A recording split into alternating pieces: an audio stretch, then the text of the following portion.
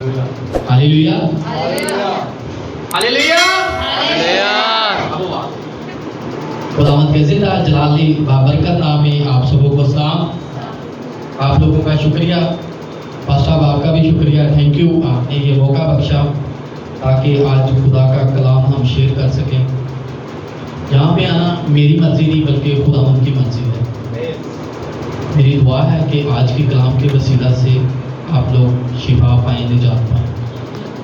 Hallelujah. ज़बूर 103 उसकी 4 आयत खुदावंद के जिंदा और मुकद्दस पाक कलाम में से पढ़ेंगे। इसमें यूँ लिखा है, वो तेरी जान हलाकत से बचाता है, वो तेरे सर पर शफकत और रहमत का ताज रखता है।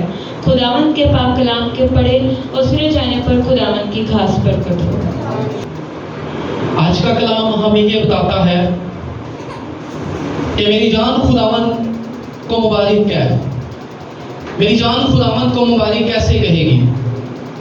मेरी जान खुदावंद को मुबारक उसकी हमदो सना करके कहेगी, खुदावंद का नाम लेगी।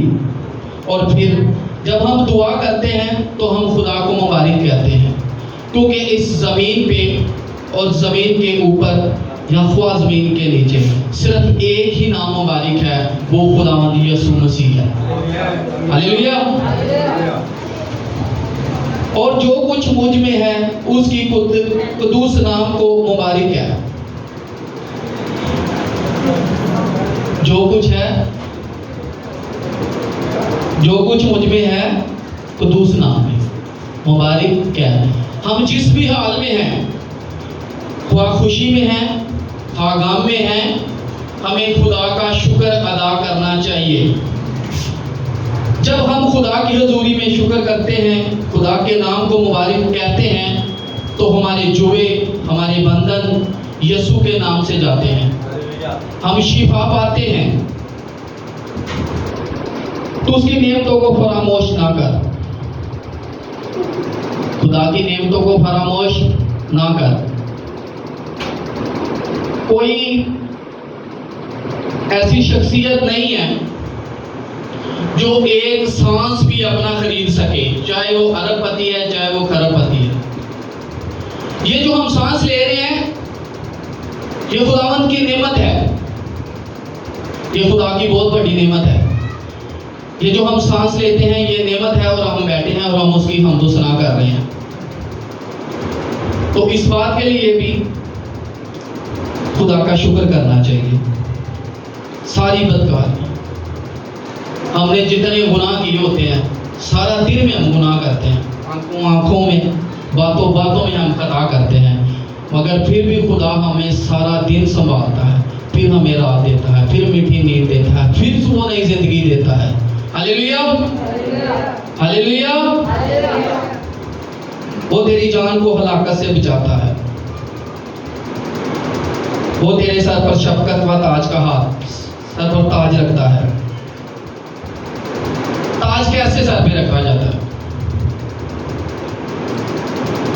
ताज इस तरह सर पे रखा जाता है जब हम खुदा के हजूर झुकते हैं, हम खुदा के काम करते हैं, उसके नाम में आगे बढ़ते हैं, हम उसके नाम की हमदो सना करते हैं। जब हम अच्छे काम करेंगे तो ताज मिलेगा। हम पूरी जिंदगी गुनाह करते रहें, एंड पे जाके हम अल्लाह शुरू कर दें, तौबा शुरू कर दें, तो वो ताज नहीं मिलता। जवानी के अयाम में अपने आप को खुदा के सुपुर्द करें, फिर ताज मिलता है। आइए हम इसी तरह ज़बूर 30 देखेंगे। ज़बूर 30 उसकी पहली आयत से लेके 4 आयत।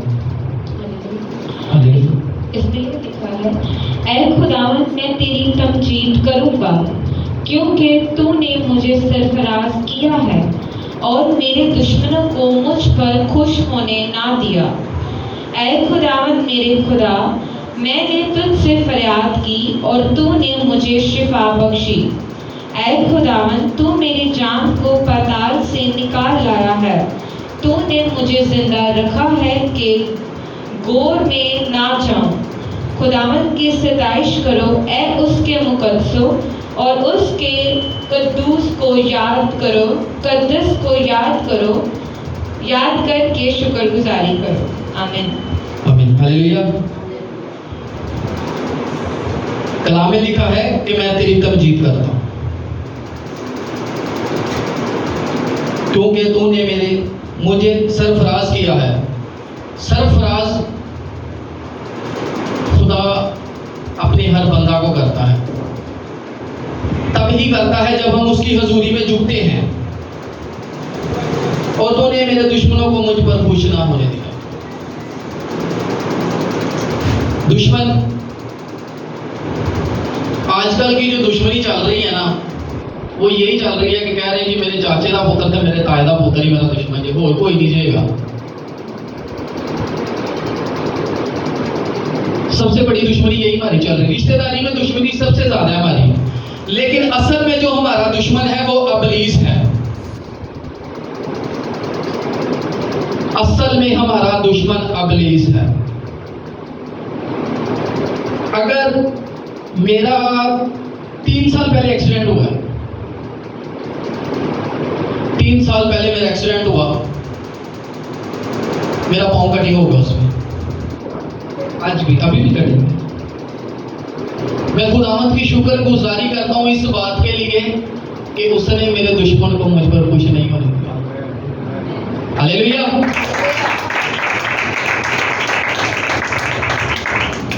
मैं आज भी खुदावंद की हमदो सना करता हूँ। लाहौर से बाहर भी जाता हूँ, 3-3, 4-4 घंटे का हम सफर करके जाते हैं, खुदा के नाम के लिए जाते हैं। एक्सीडेंट मेरा इतना बुरा हुआ था कि मेरी मौके पे जान भी जा सकती थी, मगर जब मैं उस गाड़ी के अंदर लगा, वो मेरे ऊपर से गुजर गई, तो मेरे मुंह से सिर्फ एक ही आवाज निकली कि खुदाया बचा ले। मेरे मुंह से एक ही आवाज निकली, खुदाया बचा ले। और खुदावंद का शुक्र है, मुझे सिर्फ पाँव पे चोट आई है और कई जगह पे चोट नहीं, किसी जगह पे चोट नहीं आई। तो मेरी जब वो पाँव कटिंग कर रहे थे, 1 हफ्ते के बाद उंगलियां कटिंग होनी थी, डेड हो गई थी, तो मुझे किसी ने कहा, ओ यार भाई साहब तुसी केड़े कमे लग गए हो, 4 दिन और देख लो। तो मैंने उसे एक ही बात कही, पैर 'ਚ कंडा वाजे ना, तो कंडा कड्डी दा ना कि पैर लवाना। सोच लो, अज 4 उंगलां लथन दियां, लान दियो, कल पूरा पैर लवाना पै सकता है। उसकी वजह ये कि मैं खुद मेडिकल को जानता था। मैं मेडिकल में ड्यूटी करता रहा हूँ प्राइम केयर हॉस्पिटल में, और मुझे पता था मैं जितना डिले करूंगा उतना आगे बढ़ता जाऊंगा। खुदा ने मुझे शिफा दी, मुझे चोट भी लगी रही, मगर मैंने खुदा की शुक्रगुजारी हर हाल में करता रहा। मैं बेड के ऊपर भी था तो मैं खुदा की शुक्रगुजारी करता था।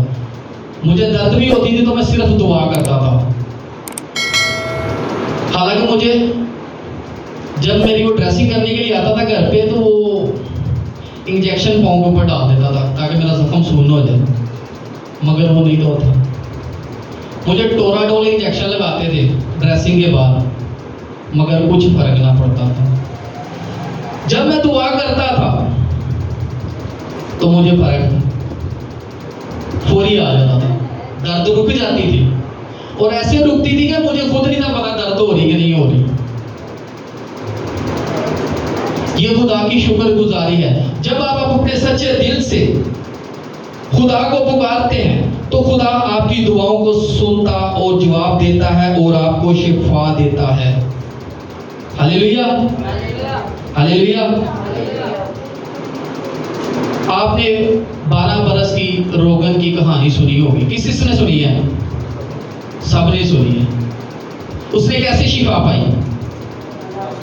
पल्ला छू गई ना, उसने और नहीं को काम किया, क्योंकि उसका ईमान था, उसका भरोसा था, उसका तवक्कल था उस खुदा के ऊपर कि मैंने सिर्फ अगर उसकी पोशाक ही छू ली तो मैं शिफा पा जाऊंगी। और उसने उसकी सिर्फ पोशाक ही छुई थी और वो शिफा पा गई थी। और इतनी भीड़ थी कि लोग यीशु के ऊपर गिरे हुए थे, लिपटे हुए थे, मगर जब उसने पोशाक छुई तो यीशु ने क्या कहा? मेरे अंदर से कुव्वत निकली है। तो शागिर्द ने कहा क्या उस्ताद, तेरे ऊपर तो भीड़ गिरी पड़ी है। उसने कहा नहीं, किसी ने मुझे छुआ। तो फिर वो कपकपाती हुई उसके पास आई, उसने अपना सारा हाल सच सच उसको बता दिया। जब हम खुदा को अपने सारे हाल सच सच बताते हैं ना, हालांकि हमारे सब ऐबों का खुदा को पता है, हम पूरे दिन में क्या करते हैं और क्या नहीं करते। हम झूठ भी बोलते हैं, गालियां भी देते हैं, चोरियां भी करते हैं, सब कुछ हम करते हैं और खुदा को पता होता है हमारा। मगर फिर भी खुदा रास्ते में हमारी निगाहबानी और हिफाजत करता है, हर काम में हमारी निगाहबानी और हिफाजत करता है। कभी ये खुदा ने कहा कि तुसी यह काम नहीं अज किया तो मैं भी नहीं जे करना, तुसी चोरी की मैं तुहानू शाम की रोटी नहीं देनी, वो देता है। वो अपने बच्चों की फिक्र करता है, फिक्र करता है। तो उसकी शुक्रगुजारी करना बहुत जरूरी है, उसकी हमदो सना करना बहुत जरूरी है। अगर हमने जिंदगी में आगे बढ़ना है ना, तो हमें इब्लीस से मुकाबला करना है। कोरोना में एक वो बड़ा मशहूर हुआ था, हमने डरना नहीं, हमने लड़ना है। इफ्सियों 6:10 आयत में भी यही कहता है, गर्ज खुदा में और उसकी कुदरत के जोर में मजबूत बनो और खुदा के सब हथियार बांध लो, ताकि तुम इब्लीस के मुकाबले में कायम रह सको। क्योंकि हमें खून और गोश्त से कुश्ती ना करनी है, बल्कि हुकूमत वालों, इख्तियार वालों, तरीक़े-ए-हिंद हाकिमों और शरारत की उन नुमाइंदी फौजों से जो समानी मुकाम में है। इब्लीस सिर्फ इधर ही नहीं है, हर तरफ है। उसने तो खुदा के साथ भी मुकाबला कर लिया। तो फिर हम क्या हैं और आप क्या हैं? अपने आप को मजबूत करें। मेरी बहनों से, भाइयों से गुजारिश है, अपने बच्चों को चर्च जरूर भेजा करें, संडे स्कूल जरूर भेजा करें। क्योंकि हम जिस कम्युनिटी में रहते हैं ना, जिस मोहल्ले में रहते हैं ना, है बिल्कुल नहीं ठीक। मैं भी इधर का रहने वाला हूँ, शायद आप में से कुछ लोग मुझे जानते हो, मैं इधर का रहने वाला हूँ। बात समझाइए, बेटा लड़ना नहीं, बेटा लड़ना, मैंने सिर्फ उसे ये कहा इंसानोกันसे नहीं लड़ना। इब्लीस के साथ मैंने उसे कहा खुल के मुकाबला करना है। खुदावन का शुक्र है, मेरा छोटा बेटा 6 साल का है। अगर किसी इंसान के ऊपर स्पिरिट हाजिर भी हुई हो ना, वो कहता पापा जी पीछे हो, मैं दुआ करा। बड़ी बात है। ये तब होता है जब माँ बाप खुद दुआ करते हैं, खुद चर्च जाते हैं, बच्चों को साथ लेके जाया करें। जब आप बच्चों को साथ लेके जाएंगे तो बच्चे ईमान में मजबूत होंगे, बच्चे ईमान में मजबूत होंगे और बच्चे ईमान में आगे बढ़ेंगे। यह तब ही होगा जब आप अपने बच्चों को चर्च में लेके आएंगे, उसे खुदा के बारे में बताएंगे। मैंने ऐसे ऐसे लोग भी देखे हैं, 500 लोग भी बैठे हुए ना, अगर हम कहते ना कि दुआ कर लो तो किसी को नहीं आती। शायद उन्हें दुआ आती हो, वो शर्माते हो, हमें शर्माना भी नहीं चाहिए। जब दुआ का कहा जाए तो दुआ जरूर किया करें, बेशक छोटी सी किया करें, दुआ जरूर किया करें। क्योंकि जब आप खुदा से शर्माते हैं तो फिर खुदा भी आपसे शर्मा। आप लोगों को शिफा चाहिए कि शाफी चाहिए? शिफा चाहिए, शाफी चाहिए? शाफी चाहिए। क्योंकि जब हम शिफा के पीछे ढूंढेंगे तो फिर शाफी नहीं मिलेगा। जब हम शाफी को ही बना लेंगे तो शिफा तो हमारे साथ साथ चलेगी ना। फिर वो वंडदा खजाने और जितों जितों पे आ लंघदा। जब हम शाफी को बना लेंगे ना तो शिफा हमारे साथ साथ ही है। आज हमें सबसे ज्यादा शाफी की जरूरत है। अगर हमें शाफी चाहिए तो हमें दुआ करनी बहुत जरूरी है, ईमान में मजबूत होना बहुत जरूरी है। रात को दुआ किया करें। उन्होंने कहा राती जिन्हां दी रात दुआवां च लंघदी, उन्हां दे दिन मौजज़ियां च लंघ जाते हैं। जब हम रात को दुआ करते हैं तो दिन मौजज़ात में गुजरते हैं। दुआ ज़रूर किया करें। मैं पिछले अभी कुछ दिन पहले ही मैं किसी के घर गया था, उन्होंने बुलाया था, तो यकीन माने हम तो कुछ नहीं है, सब कुछ खुदा करता है, हम तो एक ज़रिया हैं। तो कहना नहीं चाहिए, खुदा के खादम उनके घर गए, उनके ऊपर कोई स्पिरिट आ गई, तो खुदा के खादम गए तो उन्होंने खुदा के खादम को मारा कैसे। ये तब होता है जब ईमान की कमज़ोरी होती है, हम अंदर से हो रहे हैं और बाहर से हो रहे हैं। और खुदावंद की शुक्रगुजारी है, जितना शुक्र करूं उतना कम है। मैं उनके घर गया, वो चारपाई के ऊपर बैठे हुए, बेड के ऊपर, मैं भी चला गया, बैठे थोड़ी देर बैठा रहा, मुझे कहता आ गया। मैं आ गया, कहता की होएगा। मैं कहा मेरा यसू जानता थे की होएगा, मैंने भी नहीं पता की होना है। कहता पहले आया उन्होंने कोट दिता है। मैं क्या वो सी मैं वहां। मुझे खुदा पे यकीन था कि मैं इस जगह पे आया, इस घराने में आया, ये मेरी मर्जी नहीं, मेरे यीशु की मर्जी है। और खुदा जानता है, वो बेड के ऊपर घूमता रहा, उसने हाथ नहीं उठाया, दुआ की है यीशु के नाम से, चला गया, वो आज भी ठीक है। ये खुदावंद की शुक्रगुजारी है, खुदावंद का शुक्र है कि जब आप सच्चे दिल से, सच्चे ईमान से जमीन पे बांधते हैं तो आसमान पे बंध जाता है। अगर आप जमीन पे खोलते हैं तो आसमान पे खुल जाता है। उसकी वजह एक और भी है कि आपको ईमान में मजबूत होना बहुत। एक बहन थी, एक चर्च का वाकया दुआ करवाने रही, कहती भाई साहब मैनू राम नहीं आ रहा, मैनू लगता तुसी दिलों दुआ नहीं करते हो। कहता मैनू लगता भैन तो दिलों आती ही नहीं। मेरा ईमान में मजबूत होना जरूरी नहीं, आपका भी होना जरूरी है। हमारे बहन भाई कहते को गोरा आई है तो मैं को दुआ करानी है, गोरे को दुआ करानी, गोरे को शिफा मिल जाएगी। वो कभी कालिया को भी करवा के वेलो, हो सकता है खुदा ने बनाया ज्यादा शिफा दी हुई, वो ईमान में ज्यादा मजबूत हो। हम अपने बहन भाइयों पे, पाकिस्तानियों पे यकीन नहीं करते।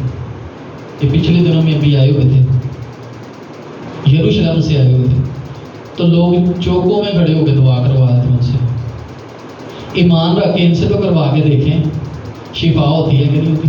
बाहर वाले लोग इधर से आके शिफा ले रहे हैं, इधर वाले बाहर जा रहे हैं। घर दे पीर को कोई नहीं मानता, भज भज बाहर में जाते हैं।